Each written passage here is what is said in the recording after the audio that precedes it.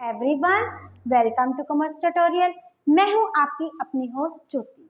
आज हम स्टार्ट करने जा रहे हैं +1 अकाउंट्स का टॉपिक डेप्रिसिएशन।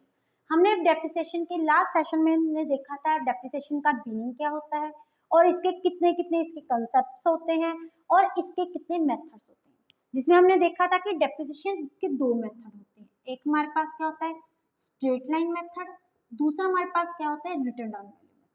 जिसमें हमने स्ट्रेट लाइन मेथड के बारे में स्टडी किया था, उसमें हमने क्या देखा था वो मेथड जिसमें डेप्रिसिएशन की वैल्यू क्या रहती है सेम रहती है, क्योंकि इसका दूसरा नाम क्या होता है हमारे पास फिक्स्ड इंस्टॉलमेंट मेथड, या फिर हमारे पास क्या आता है इक्वल मेथड, या फिर cost historical cost method, original cost method. और जो हमारे पास हर साल ये डेप्रिसिएशन लगता है किस प्राइस पे, हमारी कोस्ट प्राइस पे, जिस प्राइस पे हमने एसेट्स को क्या किया था परचेज किया।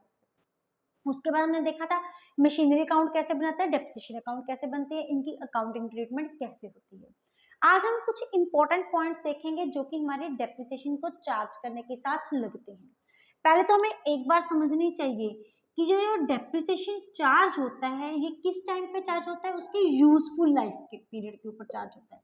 अभी यूजफुल पीरियड क्या होता है, वो टाइम पीरियड जिस टाइम से हमने इसको परचेज करके जिस टाइम तक हमने इसको सेल करते हैं उसको क्या बोलते हैं यूजफुल लाइफ पीरियड। अब ये देखो, अब ये डेप्रिसिएशन लगता क्या है, ये तो ईयरली लगता है, हर साल इसने चार्ज होना ही होना है। लेकिन ये कैसे चार्ज होना है, किस वे में चार्ज होना है, इसके चार्जिंग के दो कंसेप्ट होते हैं। एक तो इसके परचेज के टाइम का, एक इसके सेल के टाइम का। परचेज के टाइम जब इसको हम क्या कर रहे हैं परचेज कर रहे हैं, सेल हम जब इसको सेल करते हैं। पहले हम देखेंगे वो कंसेप्ट जो कि हमारे परचेज के साथ रिलेटेड है। इसके हमारे पास क्या केस है, दो केस हैं। सपोज करो एक जो मैंने मशीनरी परचेज की है वो मैंने कब परचेज की है, 1 अप्रैल को, कितने लाख की, 5 लाख की। और जब हम फर्स्ट ईयर इसका डेप्रिसिएशन चार्ज करेंगे, अब देखो अब यहाँ पे इसका यूजफुल है तो एक लॉन्ग पीरियड का, लेकिन हम पहले एक साल का ही सिर्फ डिस्कस कर रहे हैं जो कि हमारे केसेस का रिलेटेड है। फिर एक एग्जांपल है कि उसको प्रॉपर्ली हम स्टडी करेंगे। देखो मशीनरी परचेज कब की है, 1 अप्रैल को। अब जब हम 31 मार्च को यहाँ पे डेप्रिसिएशन चार्ज करेंगे, हमारा रेट कितना है 10%। वो क्या हो जाएगा 5 लाख का 10% कितना हो गया 15,000। मतलब फर्स्ट ईयर हमारे पास डेप्रिसिएशन कितनी आ गई 50,000। अगर हम ये बात बोले कि हमने परचेज कब की मशीनरी 1 अक्टूबर को, जब मर्जी मशीनरी परचेज कर ले, लेकिन हमारे जो अकाउंट्स क्लोज होता है उसका अकाउंटिंग पीरियड कब क्लोज होता है 31 मार्च को।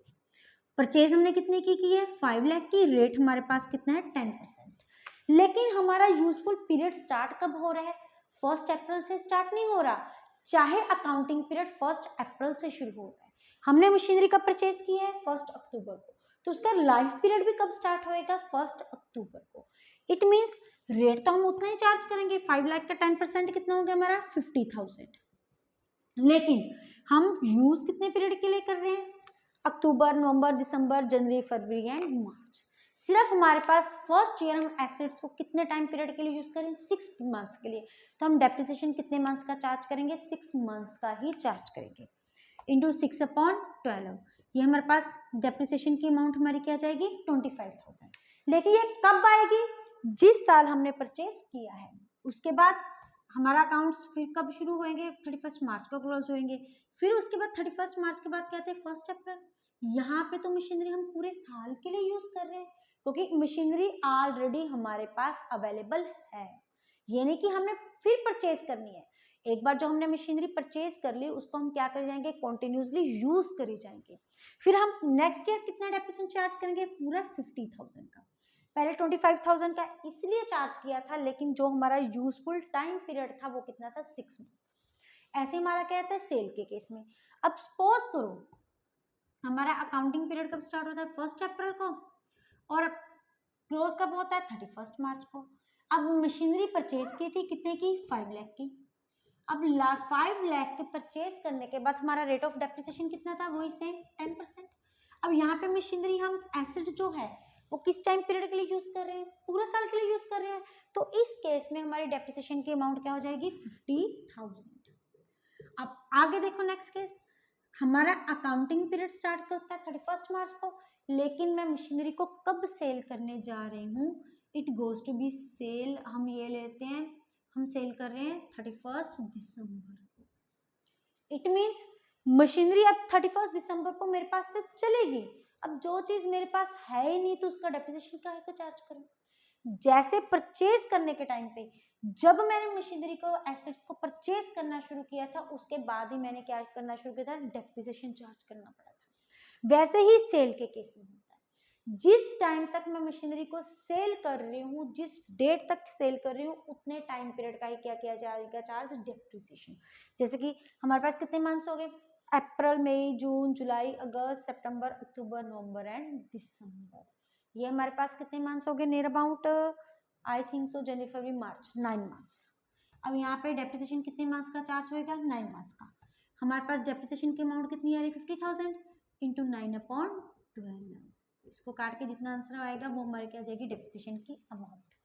ये तो फर्स्ट पॉइंट था जो कि हमें डेप्रिसिएशन चार्ज करने के लिए ध्यान में रखना होता है, क्योंकि स्टूडेंट्स कंफ्यूजली क्या करते हैं, यहाँ पे मिस्टेक करते हैं, वो परचेज के टाइम पे भी पूरे साल का डेप्रिसिएशन चार्ज कर देते हैं और सेल के टाइम पे, क्योंकि उनको पता होता है कि फिक्स्ड इंस्टॉलमेंट मेथड है, स्ट्रेट लाइन मेथड है, तो अमाउंट ऑफ डेप्रिसिएशन भी क्या रहेगी, सेम रहेगी। ये फर्स्ट पॉइंट था।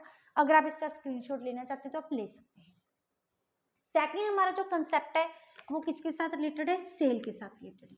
अब मैंने कोई गुड्स खरीदी, अब जब उसको सेल कर रही हूँ कोई भी एसेट्स, तो जा तो प्रॉफिट पे सेल किया जाएगा या लॉस पे सेल किया जाएगा। इट मीन्स जब सेल का केस आ जाएगा तो हमें प्रॉफिट और लॉस भी टेक इनटू अकाउंट करना पड़ेगा। एक छोटी सी एग्जांपल के साथ लेते हैं। 1 अप्रैल को 2015 को मैंने क्या परचेज किया, एक एसेट्स, और उसको सेल कब कर रही हूँ, 31 मार्च हम ले लेते हैं 2017। अब ये हमारे पास क्या है, एक टाइमलाइन है। 1 अप्रैल जो कि 2015 थे, यहाँ पे क्या है 2016, यहाँ पे हमारे पास है 2017, मतलब 2 साल यूज कर 2018 लेते हैं, 3 साल यूज करके उसको मैंने क्या कर दिया, सेल कर दिया। सेम 5 लाख मेरे पास क्या है, उसकी कॉस्ट प्राइस है, रेट मेरे पास कितना है 10%, उसको सेल किस प्राइस पे मैंने कर दिया, हम ये बोल सकते हैं 1 लाख पे।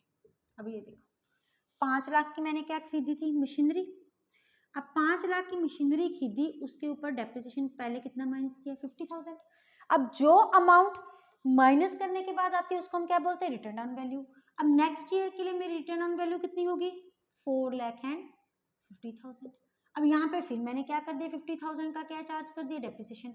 अब जब 50,000 का डेप्रिसिएशन चार्ज किया, फिर 50 हम डेप्रिसिएशन को हम क्या करते थे, माइनस करते रहते हैं, क्योंकि ये क्या फॉल इन द वैल्यू, इसके साथ कहते हैं हमारी एसेट्स की वैल्यू कम होती है, तो हमारी रिटर्न डाउन वैल्यू कितनी बढ़ 4 लाख। अब यहाँ पे भी क्या किया, 50,000 का पूरा साल मशीनरी को यूज किया, तो फिर माइनस करने के बाद हमारे पास क्या रिटर्न वैल्यू आएगी, 3,50,000। तो 2018 के एंड पे मेरे पास जो एसेट्स पड़ा था उसकी वैल्यू मेरे पास कितनी बच गई, 3,50,000। लेकिन मैं उसको सेल कितने पे कर रही हूँ, 1 लाख पे।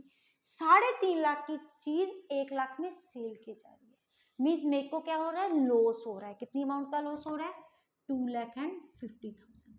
अब सेल के केस में आपने ये नहीं देखना कि हमने एसेट्स को सेल कर दिया तो काम खत्म, नहीं, हमें उसको सेल करने के बाद क्या हो रहा है, प्रॉफिट हो रहा है, लॉस हो रहा है, इस बात को भी हमने क्या करना है, टेक इनटू अकाउंट करना है। अब कई स्टूडेंट्स क्या कहते हैं, यहाँ पे 5 लाख के साथ 1 लाख का कंपैरिजन नहीं करना, हमने कौन सी वैल्यू लेनी है, यहाँ पे रिटर्न डाउन वैल्यू।